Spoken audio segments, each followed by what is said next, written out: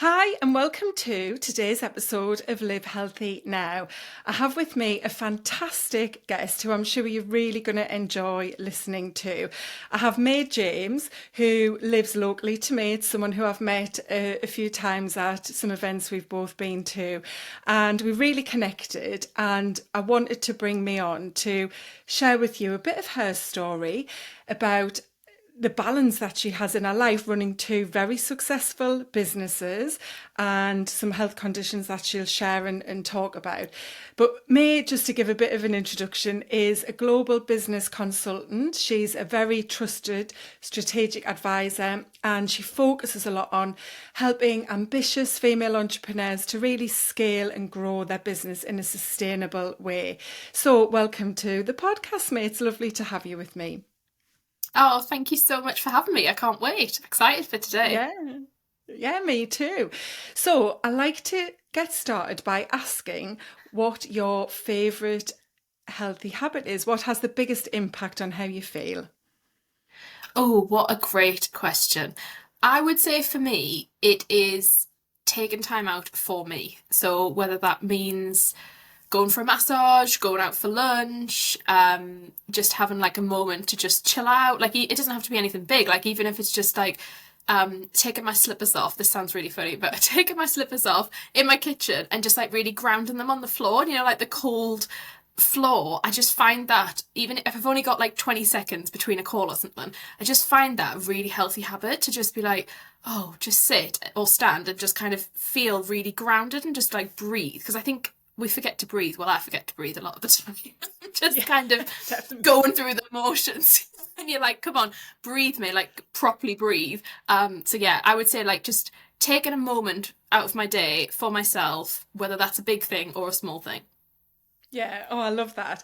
And obviously, knowing you a little bit as well, I know that you do take time out for yourself, which is one of the things I really wanted to get into and share with the listeners today, because you've, you know, found in quite a difficult way that taking time for yourself in lots of different ways is really essential to your success, isn't it, as a business owner, but also in your life. So, yeah, I'd love you to just share a little bit about your story, what happened to you with your health and how you've got to this place now where you are very comfortable of being able to take that time for yourself, whether it's the grounding of the feet on the floor or the luxury massage at the spa. Yeah, yeah, it's so true because it's funny that has definitely not always been the case for me, or definitely it's been a journey to get there to feel comfortable to be like, yeah, I can take an hour out of my day, and that's not even like a luxurious thing. Even like for me, it's a need. It's not a want or a desire. It's not an optional thing. It's like I have to do it, and so um this time gets put into my diary and into my week and my months and my quarters as like I have to do it. It's not an optional thing, which is such a huge shift from where I was because for years previous would never have kind of believed that. I believed you just kept going and you got on with it and you kept moving and you had a holiday maybe once a year or twice a year if you were lucky, but apart from that you just crack on. Whereas my life changed immensely and I was forced to stop that, and I was forced to really change how I viewed rest and relaxation and just looking after yourself. So for some context, I was consulting in Uganda as a business consultant, helping people to start their businesses. This was many years ago now. I'm trying to think how many years. Was it 5 years ago, maybe? Something like that, a long time ago. And I got really ill when I was out there, and I contracted various different infections and things, and I was just not well. Anyway, I got back home, cut a long story short. I never got well. I tried everything. I was really ill for a long period of time. And I finally got diagnosed with ME/CFS, which is like chronic fatigue syndrome for anyone who is wondering what on earth that means. And my life completely changed. I was like 80% bedbound for a period of time. My hair all fell out. Well, 80% of my hair fell out. My life was just confined to my bedroom, essentially. And it was torture. It was awful. And for the most part, nobody knew in my life really what was going on, which I suppose was I don't know, I think a lot of people have a similar story where you just kind of get on with things and don't really, it's not a big deal, or it didn't feel like that at the time. And so I had to sort of learn to rebuild my life and rebuild a normality where I could start pacing myself and start actually starting to live again. So that has been a long journey, and it's still an ever-growing journey. And I try and kind of, it's never going to end, I don't think, and it's always something you've got to continue with. But it's also a blessing because it forced me to actually look at my life and look at everything around me. I've really been clear on, what do you want to do, and what do you need, and honouring yourself and honouring your body. And between now and, obviously I'm not bedbound now, but that has been a long journey of that point to get here. I'm still not better, I'm still not fixed, I'm still I still struggle with the chronic illness, and I've had mental health challenges along the way with that, and other things that have come along, but yeah, I almost think sometimes it's not a joy, because I don't want to say it's a joy, but it has brought a lot of benefits in the sense of forcing me to become kind to myself. I think beforehand I wasn't, and I don't think I ever would have been as kind as I am now without that experience. Yeah, and that's something that I see and hear about a lot. It's so sad that for so many women, not just women, a lot of people actually, they only do something to help themselves live a better life when they've been faced with something life changing, either in their own health or with a close family member. And, you're very young, that's happened to you at a young age, and you could look at that with pros and cons, couldn't you? But for some people, it happens much later in life, and then they realise that they've been living a life they didn't want to live, and they have to change it because they've realised their mortality. And it sounds like maybe morbid, but that's reality, isn't it? That we all have that one life. So I love your attitude to seeing it as such a positive thing to have happened to you, for you really to be able to now create the type of life that you have. And being a business owner, or an owner of two businesses, and having the success that you've got, it can really help other people to see that there is a way to do it without running yourself into the ground, which I see a lot with entrepreneurs, and I've certainly felt that challenge, even though I get what being healthy is, and I have a lot of good healthy habits in my life. It can be really hard work when you are trying to build a business. So how's that fitted together? You touched a little bit on the mental side. Has that been one of the challenges you've had to overcome? Yeah, it's such an interesting. I love what you were saying there, because I so agree. Obviously, I work with entrepreneurs every day, and that's something I really see. So what you were just saying there, I totally mirror and see. For me, the mental health challenge didn't really come from the business. That was before the business, and that was mainly around the fact that my life had changed so much, and I was confined to this room. And I went from being this person that was sociable. I mean, I was never hugely sociable, but I was sociable. I'd go out, I'd speak to people, and then all of a sudden my life was just like, oh wow, you're now like stuck in bed. And I just got so depressed, and I was just so unwell, like mentally unwell, because I just had none of the amazing things that I imagine you talk about all the time, about, getting outside and speaking to people and socializing, all these healthy things that people do, that all of a sudden I just had taken away from me. And so that led me on a really, really rocky trajectory for a couple of years where I just really struggled. And I got help, and, I did all the things that you're told to kind of do. And I, thankfully, feel really grateful that I'm sort of on the other side of that now. But in terms of the business and how I manage the business and businesses, having to, and obviously understanding my constraints, there's a huge amount of things that I do. I'm trying to think of what would be most beneficial for people to kind of hear, because I know people want tangible things. I essentially, my whole business and my life is designed in a way to support me. So I essentially, yes, I run two businesses. However, my life came first. So I basically designed the life I wanted and was like, right, what do I want? How much do I want to work? what do I want that to look like? When do I want to get up in the morning? When do I want to go to bed? All of these kind of things. And I then built the businesses to fit into the constraints that I'd kind of set for myself. Now, I understand that that's quite strange for a lot of people, because that's like, oh, a strange way of looking at it. But I've actually found that for people who, for everybody, it's beneficial for. So even if you don't have a chronic illness, or you haven't, as you mentioned, got to this point where you're in this crisis mode of like something has to change, it actually works for people across the board.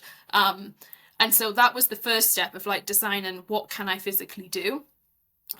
Thankfully, as time has gone on and I have managed to pace myself better and be able to really, I mean, essentially I've had to do a sort of PhD inadvertently in energy management, which is not something I was ever interested in, but now I'm kind of, and I don't have a PhD, just for the record, but I always joke about that, because it's essentially what I've had to do. I've had to like learn and understand energy and understand how do we make that and how do we manage it and how do we create it. And so I've, really delved into that and tried to really understand it to benefit myself, which has worked, because that was ultimately what got me from being bedbound to now. I don't take any, what I don't have sadly any medication for. There's no kind of solid proven treatment. So it has been a case of me having to find ways around it.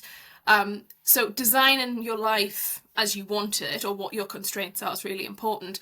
The other thing is I have a lot of support, and I'm really open about that, and I really speak a lot about it, because I think it's kind of disingenuous for people to think that so-and-so can do this, but they don't have X, Y, and Z support. So I have support in my life, and I also have support in my business to help me be able to do. So one of my businesses I am not that involved with in the sense of the day-to-day runnings of. I have two other people who help me with that, both part-time, but they help me to do that. And so I'm sort of somewhat withdrawn from that. And then I spend most of my time at May James, which is a consultant business, which is where I help other business owners to scale their businesses and not burn themselves out in the process of doing so.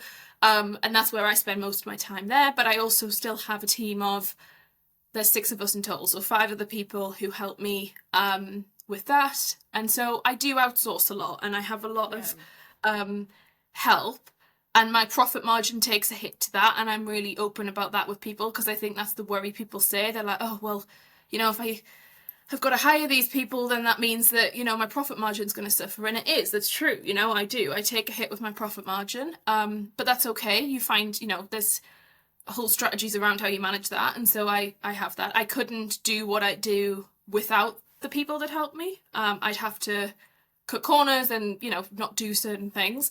And then in my life, I also have help. So I have an amazing mother-in-law who works with me across both businesses, and she's basically like my PA and manages another business and does a lot of things for me and helps me hugely, and will drive in places, does all the things that a PA would normally do, does all of my returns for me and takes things places and reheals my shoes and, all this stuff, which I know sounds really dramatic for people listening. Like, you might think, oh, great. But that's the stuff that takes the time. That's the stuff that drains it. And for me, because of my energy management, it's like me taking my pair of heels to the cobblers versus me sitting for an hour with a client. And that's the way up I have to do, because I can't do both. So I have to be really honest with myself. And it's taken me a long time to get there, to say, look, I can't take the shoes to the cobblers. If I want to, I can, but I've got to prioritise that when I don't really want to, because it's pointless. So I need to, I accept help where I can.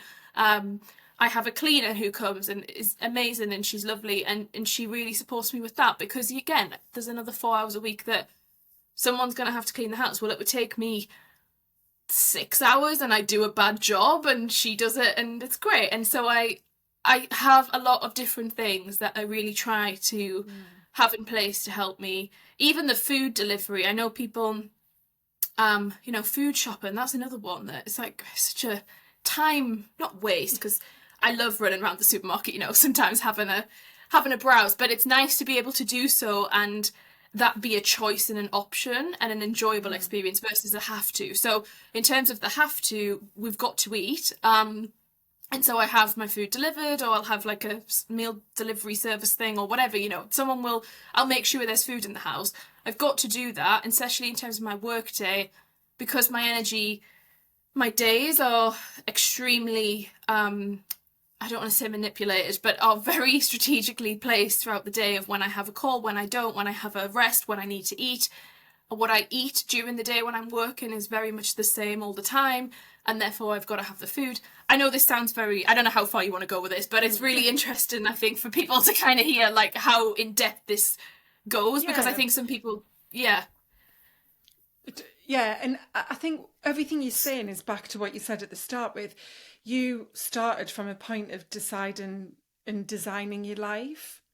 And not many people do that. And maybe to some people it sounds like, a luxury that isn't for the masses, if you like, for thinking of people and how I was, for example, when I worked in corporate, that you probably think, God, that's just crazy talk. Like, there's no way that I could do that.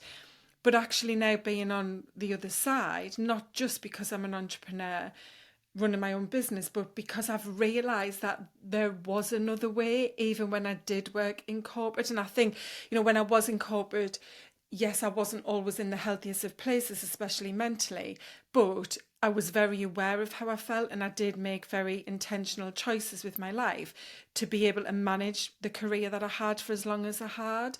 And so, yeah, it does make sense. And I get what you're saying and why you're sharing about, the detail of what you have to go into, because you know that it's important to you to be well with your chronic illness, and to be well, means, or one of the ways to be well is by running your own business rather than being in a job that wouldn't give you that flexibility, as you say, to be in charge of your energy management the way that you can, like this.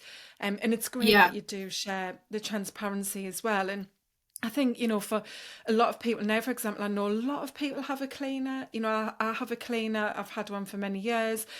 On and off, there's been odd times I haven't been able to afford it, but she just comes every 2 weeks.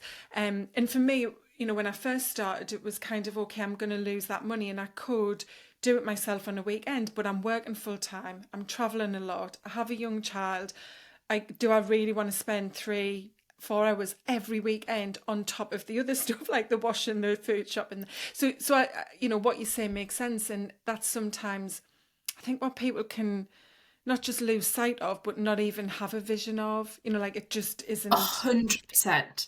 It isn't even on Yeah. the agenda, is it? And so, that's part of designing this healthy life. Yes, we want to help people feel good through working out and eating well and sleeping and so on. But all of that comes from the whole person approach, doesn't it?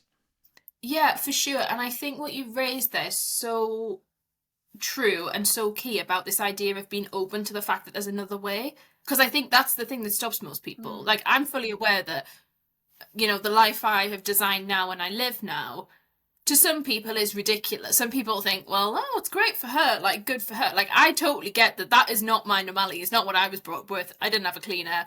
I didn't come from, for context, I come from a very working class background. I have, like, I understand and sometimes laugh because I think, oh, like, how bizarre, like, it's so funny, even though it's not funny because it just is what it is. But it's kind of, I think, for generations past in my family, it wouldn't have been an option that people would even entertain the idea of there is another way and you can Mm.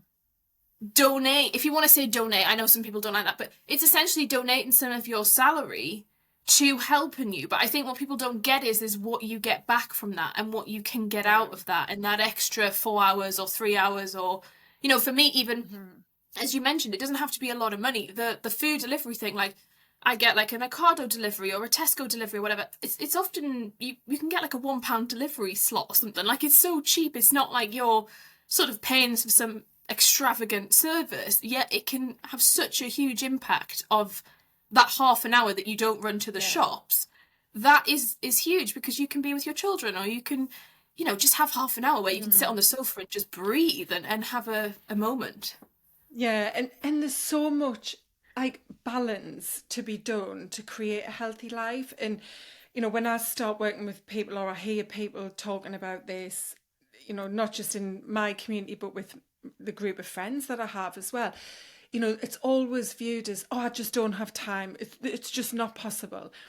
But there is time, we all have time. It's about balancing the time you've got with what is a priority for you. And, to your point there with the food shopping, for example, that's something that might take an hour and a half to 2 hours of your time, depending where you live and driving and how busy the supermarket is and so on. And yes, okay, it's got to be done. But could that 2 hours, in exchange for, like you say, a couple of pounds, you can buy annual passes for the delivery service, would that 2 hours give you so much more back in terms of strengthening your mental and physical health, which in turn impacts your happiness?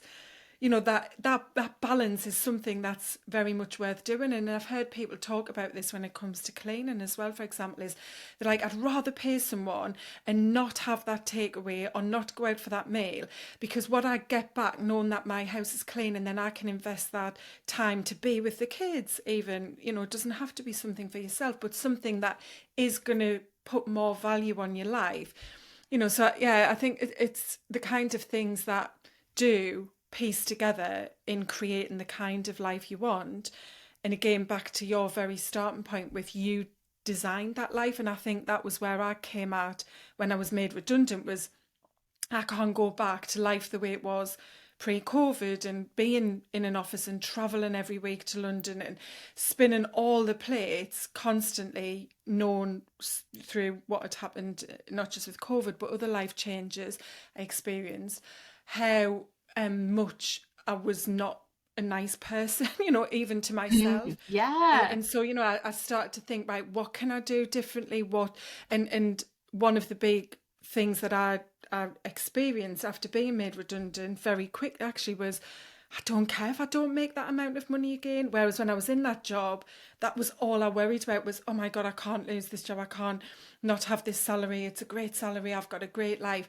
But then when I came on the other side and started to reposition how I felt and what I wanted from my life, it just, became something that wasn't as relevant. Yes, I wanted a decent income, but I didn't like pin everything on just having that kind of salary again.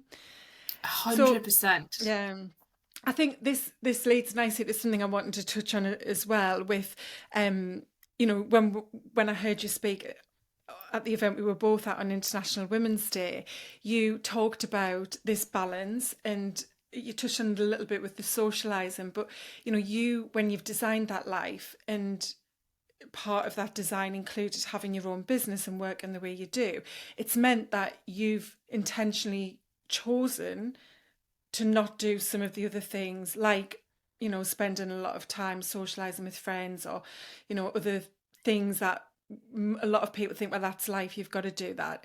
And you are very passionate about that's a good choice for you, isn't it? It's something that is actually helping you to feel well and strong at the moment.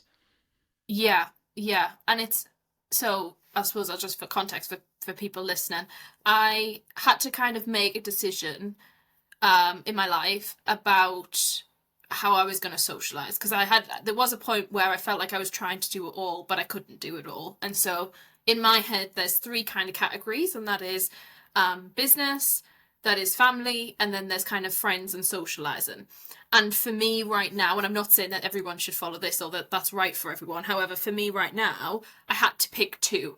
So I was like, you can pick two and do two really well, but the three is just not working out. And that was hard because I'm in my 20s. It was quite, I suppose, quite radical to go to be like, oh, I'm not going to socialize. Excuse me.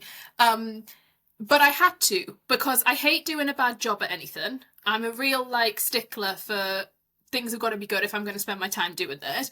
And I want to be really present with whatever I do. And so a few years ago, about 3 years ago, I had to make a decision. And I made the decision of, right, well, family mean a huge amount to me, so that's going to stay. And business, I love business. I've got to work, I've got to make an income, because I can't go and get a normal job, which I suppose I haven't made clear here. But this whole having a business kind of revolves around the fact that I couldn't go and get a normal, typical 9 to 5 job because my body just wouldn't work out. Sadly, as much as I'm not one of these people that has a business and then says, oh, no one should have a job, because I actually think having a job is really good and there's benefits to that for many people. So yeah, I can't go and get a job. And so I was like, right, well, the family and the business thing is going to have to take priority. And it's not that I can't socialize or refuse to, or, obviously I will, but it's just being very clear with myself to stop the pressure of myself to feel like I've got to do all of this additional stuff, because it is labor to some degree. I mean, it's, if you're going to be a good friend, it takes effort. You've got to put some effort in. You can't just sort of not do anything. And so I kind of settled into that. And it was hard, and it still is hard. And I'm not, not someone who's just going to say, oh, it's really easy, and I'm not bothered by it, because it is difficult. But sadly, I had to just get really clear on what I am able to do. And right now, my body doesn't allow me to be able to run 2 businesses and spend a lot of time with my family and, go out 3 times a week with friends and things. And if I wanted to do that, I'd then have to readjust, and I would, and we could design the life to fit that, but it doesn't sit in my personal directory, if you will, of priorities, and that's okay. And I think it's the allowing yourself to know that it's okay bit that's really game changing for people, because as you said, I think people just assume that you just bundle through life and it just has to be that you do this and go out and see people and do these sort of things. Yeah, there's so much pressure on us, especially women, to be seen to have this perfect life, this social media type life that we think is the norm and is what equals success and equals happiness from that. And, that pressure that we've got is creating so much overwhelm and burnout and anxiety and, other mental health challenges, because we are often comparing ourselves to others and making ourselves feel like a failure and, a bit of a letdown even to ourselves, because we don't think we're meeting the standards that we should be meeting. And this is, something that I'm very passionate about when it comes to the whole topic of whether women can have it all. Because what is all? And I know there's a very famous quote from Hillary Clinton, I can't remember it all, but, she talks about, yes, women can have it all, but, what is all? And you can't have it all at the same point in your life. And if you try to do that, you're going to kill yourself, basically. And that's why so many women are buckled at the knees, because they just can't live life at that pace and that speed. And I've had to do the same as you. When I chose to set up the business, and I was made redundant, so it was like, oh, I haven't got to work every day. And I started to spend time with friends and family, meeting for walks a lot of the time. And it was great. And a lot of people I connected with who I'd worked at Nike with and not seen through COVID. And now we were all made redundant and had time in our hands. But then as I realised what I wanted to do with the business, I couldn't do that, and I tried to, but it was just becoming very stressful, even to see family as much as I had been. And so I had to make that decision and say, what I've got now is I've got my partner Kev, I've got my daughter, I've got the business, I've got my dad who I'm really close with, and yes, I've got friends, but I can't do something every week with people, and I can't keep in touch with people all of the time, because it just, to have it all at any one point, unless I think maybe you've won the lottery or you're Beyonce with an army of staff and you don't, really work and you don't do very much for yourself. It's just, So, I mean, what do you think about that? Because obviously I know you're very passionate about gender equality and helping women to thrive in their lives. Yeah, I smiled when you said about can women have it all. I think it's such a difficult topic. I'm also in the same camp of, yes, you can do. I have a screensaver on my computer and I have it on there, and clients see it, when I'm screen sharing things with them, and it says, you can do anything, but you can't do everything. And I say that, and it screams across all aspects of life, because I just think it's so true, and I really resonate. And I look at my life in seasons and I decide what season are you in. Sometimes you can decide that. Sometimes the universe and the world's going to throw you something and decide for you, and that's really tough. But I agree, you can't have it all of the time. But also I think that's come from an ideology of like, what do we even want? I think you mentioned there of like, I don't think women have been given the space or time to actually decide what they want for themselves. And so that's a really beautiful experience for people to go on to say.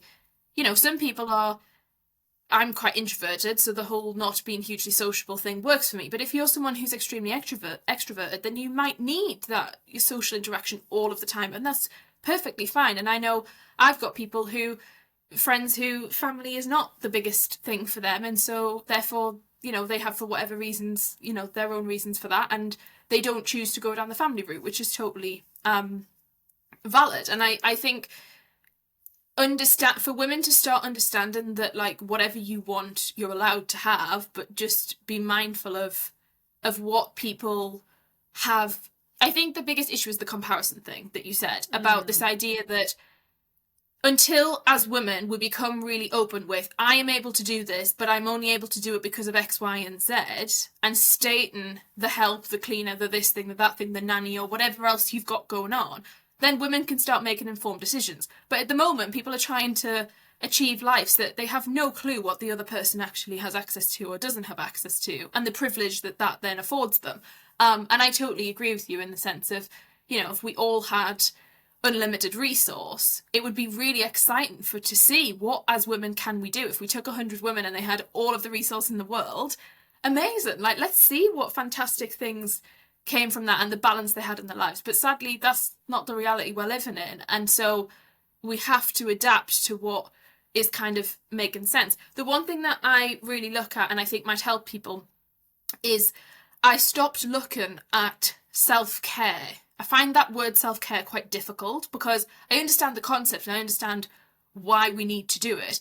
But I think what qualifies as self-care has gotten really blurred over the years, so that people think, oh, I'm having self-care, even though what they're doing is just maintenance activities. And I think that's something people have to get in their heads. So for me, I used to think like going for my nails was self-care. Now, you can argue it is, but for me, it's maintenance. I have my nails, I have my hands on screen all the time. It is part of my work, it's part of my job, it's part of my brand. So I can't just not have my nails done, which I know some people are going to be shouting at the... some people are going to be like, is she on this planet? But for me, having my nails done is a maintenance activity. Going and getting my hair blow dried is a maintenance activity. I need to wash my hair. I also, sorry for anyone who's watching, because I do need to wash my hair and it doesn't look great today.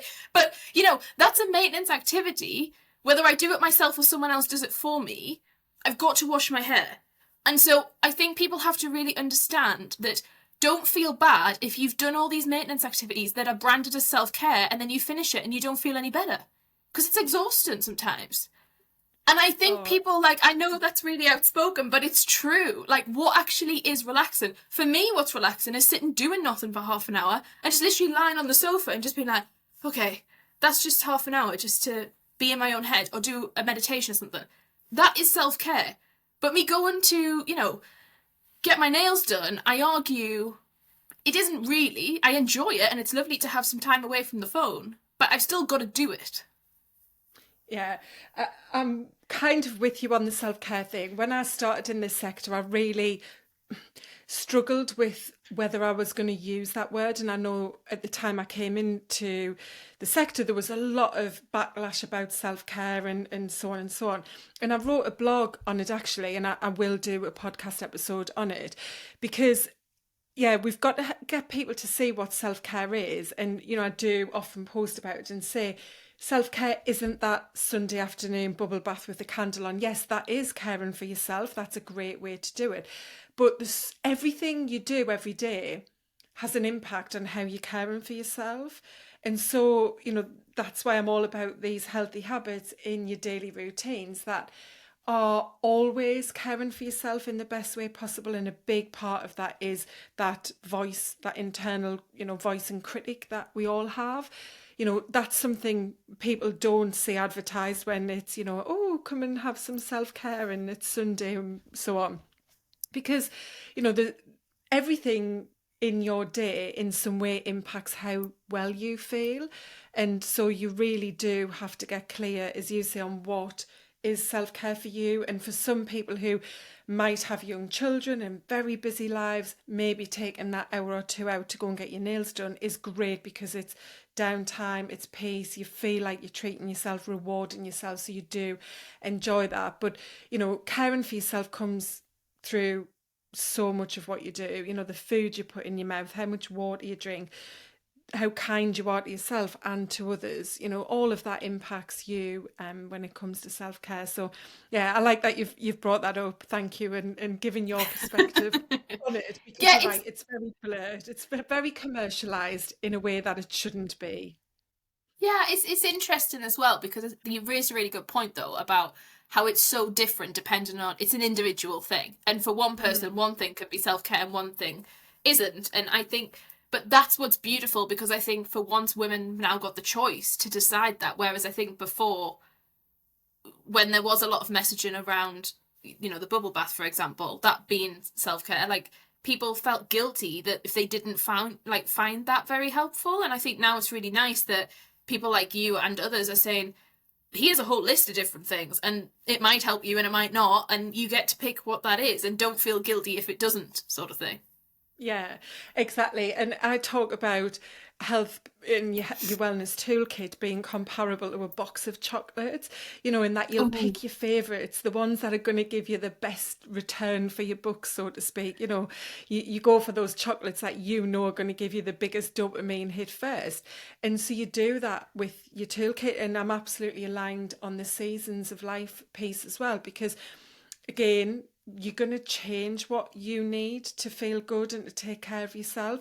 Whether you're someone who's like yourself in your 20s, very ambitious, running a business, has, you know, an illness to manage as well, versus someone who maybe, I don't know, early 30s, two children under three, working full time, very little family to support, or someone who's in their 40s, you know, kids are older, less time needed looking after the kids, but starting to change physically and mentally because of, you know, the menopause. So you're always going to have to take stock of where you are, and because of where you are, what's impacting you and what you need. And I think your approach is why I wanted to have you on as a guest, because you're doing exactly that. You're at a place where you have really intentionally, you know, put your habits and routines in place to match that life you've designed and are working to make your reality. yeah.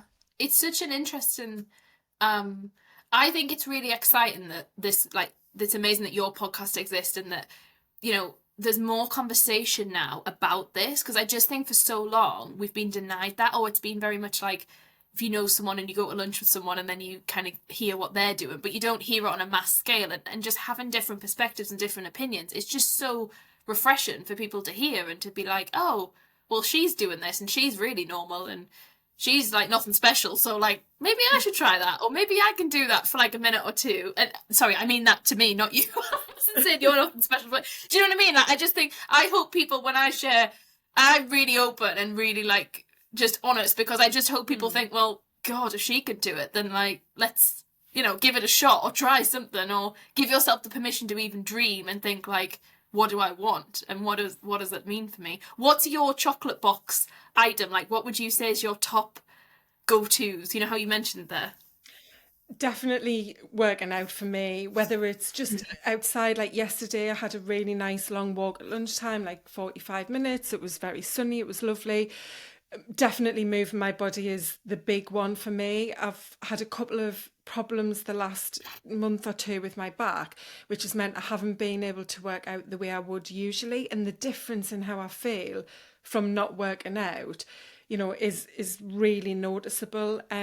So that's definitely for me. Water, I drink so much water. And again, like Friday, I went to York for the day because it was my birthday, so I wasn't drinking water because we were walking around, and the difference not having the water. So yeah, it you know, and for me, it's took a long time to get to this point, and I'm very open about that. I agree. You know, we've got to be more honest and transparent because people, well, you know, women we're talking to really, I think at this stage is, you know, we've seen are these pinnacle celebrity kind of influencer people who, you know, make us think that's the norm. You know, there was obviously so much backlash over Gwyneth Paltrow a month or two ago and what she'd said about her healthy habits and so on. You know, and we've thought that that was the only way to do things that would make you happy. But now, we're seeing a lot of change and a lot of different people like me coming forward, who isn't like a skinny size 8 6-pack type, woman saying, oh, I'm here as a health coach or trainer, to help you revolutionize yourself and create a fantastic life. I'm just normal, and I share that as well. I share that I have a glass of wine. Last week I did a podcast on that came out on alcohol, and then I went live on Sunday talking about how I could put a podcast out about alcohol and the impact on your health, but then post a picture of opening a bottle of champagne on my birthday, because I'm Woohoo! real. It's yeah. So again, it's you. Some people might think, okay, this is what I need right now. I need to not drink. But other people might listen and go, oh, that's interesting. Yeah, actually, I didn't know it impacted me that way. I'm more mindful now, but I'm not sure I'm ready or that I need to change what I drink at the moment. But they might come back to it in the future, or they might help someone else who's struggling with that. So, yeah, I just feel so passionate about putting as much as I can out there on what being healthy really means, and how to just build even the smallest things into your life if you are really struggling, to see how you can change where you're at, and that you're already too overwhelmed, because it's kind of that catch-22, isn't it? Is that it feels impossible, but then when you do it, if you do maybe go through a little bit of pain to change and start to shift things around, actually the benefits you're going to get back on the other side are going to magnify and ripple out. So, kind of have a bit of discomfort initially to try to change the way your life is, and then you will see a massive improvement. Yeah. I think as well it's about like people understanding that it's slow and it doesn't have to be overnight. Because I think it sounds, Yeah. sometimes when you hear people, it sounds really quite stressful. And you're like, well, my life's over here and your life's over there. And this just seems like a massive valley in between. And I think it's important for people to remember that. And I'm sure you talk about this, if sort of like adding one habit and then getting that going and then adding another. Like, don't try and do 25 million Yeah. different things, because that just doesn't work. And for me, it didn't, especially with my illness. I could only do one thing. So it was like one thing for like a month or 2 months. And then it was like, let's try and add another thing. And I'm now, I think 5 years, 6 years down the line. Like, it's taken me a long, long time to get to this point, and still is. I'm still very much in it, in the sense of the one thing I haven't managed to yet get to is the movement and the exercise piece, because that's a real challenging thing for me, with the energy and the cortisol and the stress, and trying to manage that. And that's something that, this year or next year is on my radar, to try and work out something where I can do it. Because right now, that is limited. Before I was ill, I used to go to the gym 3 or 4 times a week, and I used to love doing things and being really active, and that completely changed for me. But I still haven't got that sorted yet, and I haven't been able to, and it's something that I is sort of on the radar and working towards. But I think it's okay for people to say, like, it takes time, and it can take years and years of building that up. Oh, absolutely. Yeah. I mean, I could have scripted that out, what you've just said, because, yeah, that's exactly what I talk about, is it's the small steps. And where a lot of people fall down in trying to change and, achieve new goals or build habits, is that they approach it like a big mountain. It's like, right, I'm going to get fit. And that's the goal. And so they just go all in. There's no building it to become a person who values their fitness and maintains it. It's just, yeah, straight in, and then it's far too hard. It feels a struggle. It feels reachable and unmanageable in your life the way that you are. And so you just fall off. It's like you literally can't do it. You can't move past those first little steps. And so, yeah, it really is just about taking very small steps, and definitely habit by habit. So, your approach is fantastic, because you are becoming the person that you want to be. You're gradually, building habits that dictate who you are, and align to your values. And that's how I coach people. And so I have been trying to share a lot of stories exactly about that with some very real people. I had a friend on And she was like you, where she was at a point, very different circumstances, but she just said the only thing I can focus on right now is food. That's the only thing. Like, she had a very sick young child and so on. So she was like, if I can just eat well, I know I can't exercise right now. I know I can't sleep well right now. I know I'm stressed right now. But that one thing is enough to just, if I maintain it, to be able to basically feel as good as she could at that point. So yeah, definitely, I'm here for you when you're ready to move your body and get Oh, even a thank you. nice little pair of dumbbells by the desk, and you could just do Yeah. some little, I heard a great stat from some research earlier this morning actually about even just moving, if you aren't able to move at all, if someone, for example, was wheelchair bound and couldn't move the lower part of their body, even just sitting and doing something with their arms if it's possible, their shoulders, what's released within your muscles, and impacts your brain from that happiness, and building that joy in your brain is proven. So any kind of movement is something on the plus side. That's amazing. Wow. Yeah. So I've absolutely loved chatting with you, mate. It's been great. So much value. You're so knowledgeable and passionate as well. And I hope, that's really come across in our conversation. Yeah, I've absolutely loved speaking. It's so great. I could literally speak to you for ages. I know we always end up chatting It's about so, so much, don't yeah, we? sure. Um, For sure, definitely. Yeah. so Well, maybe I just was to gonna. go on. No, I was just gonna ask you, where do you fit? Um, I was just thinking is interesting for clients because I'm a big advocate of therapy, which is something that I added into my mix last year. Mm-hmm. So that was like another thing of adding into, and I've been in therapy years prior, numerous different times, but I'd had a long break and I've suffered, grief and things like that recently. And so I was like, right, I want to kind of add therapy into the kind of mix Mm-hmm. of my self-care toolkit. And for me, when we're talking about self-care items, therapy is like a big one that is a self-care item for me versus a maintenance item. But I was wondering, do you find that does it take people a long time to get to the point of wanting to do therapy or wanting to kind of like, because that's quite a big step, I think, for a lot of people to like add into their mix of looking after themselves. Like, how do you find that? Yeah, I mean, coaching's very different to therapy. Therapy is there if someone really has an underlying problem that is impacting them being able to function well, Mm. really day to day. It's for very deep underlying problems usually. Obviously you've got counselling, you've got therapy, you've got coaching. I've had therapy too. I had therapy for grief about 3 years ago, and so I absolutely value therapy. It really gets underneath. It really tries to heal that problem that you have and want to really unwrap and recover from if you go and see a therapist. Whereas coaching is much more about, finding a way to move forward, really, going into your own ability and capability and desires and, moving forward. So in coaching, we do unwrap some of the limiting beliefs and do some of that inner work, which is often very, very crucial to be able to move forward. But therapy and counselling especially are much more about having to go backwards and having to, really get into why you feel the way you do right now and heal it. But I think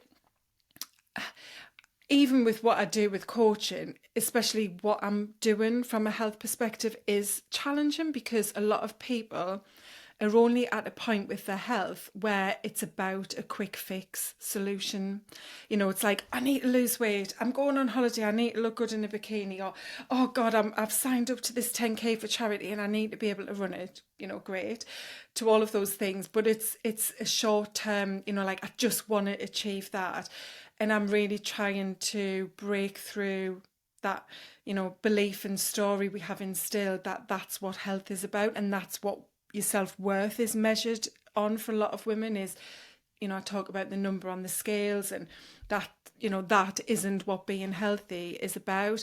So, there's a challenge there because I'm trying to shift people's understanding and awareness, and I want to move from that very reactive approach to the proactive approach, that people can be strong throughout their life and, you know, have those great benefits like you've got now of feeling in control of your life and who you are, um, from a place of choice, not because of necessity when something has gone wrong, often very late in life.